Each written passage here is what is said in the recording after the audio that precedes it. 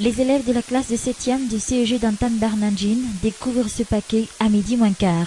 Ils reviennent d'un cours de gym au stade de Mamasne. L'alerte est tout de suite donnée. Quelques minutes après, des agents de police envahissent leur salle de classe.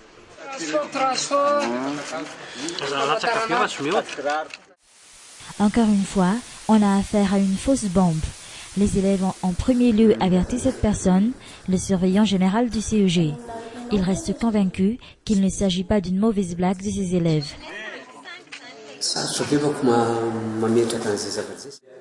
Cet autre responsable pédagogique confirme les dires du surveillant général. Nous avons fini le cours de gym à 11h30. Nous sommes revenus ici. Le paquet n'était pas encore là. Et comme les élèves ne peuvent pas rester dans les salles de classe en l'absence des enseignants, ils ont attendu à l'extérieur la sonnerie. Ce n'est qu'après qu'ils sont entrés ici, ils découvrent le paquet et nous avertissent tout de suite. Les auteurs avaient dans les 10 minutes pour le déposer ici. Quelle est la raison de cet acte? Quel est l'intérêt de déposer cette fausse bombe dans une salle de classe? Quel est le but du manœuvre? Les responsables accusent le gardien du CEG d'inattention dans son travail. Il aurait laissé entrer à son insu le ou les auteurs de cette action.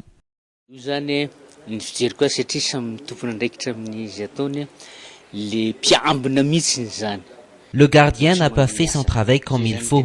Je lui ai déjà dit maintes fois d'être vigilant, surtout après la découverte de bombes à l'Institut Sainte-Famille. Si le ou les auteurs de cet acte sont entrés ici, c'est clair, c'est de leur faute. Cet homme est l'un des gardiens du CEG d'Antan Barnangin. Il affirme avoir fait son travail comme il se doit. S'il y avait quelqu'un d'autre en dehors des élèves et des enseignants, je l'aurais remarqué. Je demande souvent aux gens la raison de leur visite et je leur envoie tout de suite là-bas.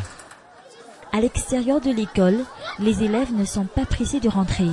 À cause de leur âge, un mélange de rire et de peur les envahissent après la découverte de cette fausse bombe. Nous avions eu peur. Nous avions eu surtout peur qu'elle explose.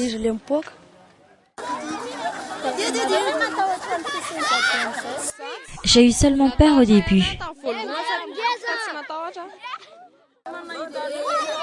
Nous avons peur, mais nous ne voulons pas rentrer. Nous aimerions écouter l'explosion. Le CEG d'Antan Barnangin compte plus de 1400 élèves avec une tranche d'âge compris entre 10 et 15 ans.